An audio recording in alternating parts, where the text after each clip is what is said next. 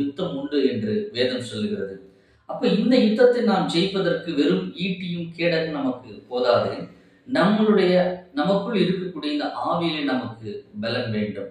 அந்த ஆவியிலே பலனடையத்தக்கதாக பரிசுத்த ஆவியானவர் நமக்கு உதவி செய்கிறார். இயேசு கிறிஸ்து ஞானஸ்தானம் எடுத்து கரையேறின போது பரிசுத்த ஆவியானவர் புறா வடிவில் அவர்களுக்குள்ளே இறங்கி வாசம் பண்ணுகிறார். அதே போலதான் நாமும் ஞானஸ்தானம் எடுக்கும் பொழுது நமக்குள்ளே வரக்கூடிய அந்த பரிசுத்த ஆவியானவர் நம்மளுடைய சரீரத்துக்குள்ளே தங்கி நம்மளுடைய ஆவியோடு கலந்து நமக்கு ஒரு புதிய பலனை தருகிறார். அதுதான் வேதம் இப்படி சொல்கிறது.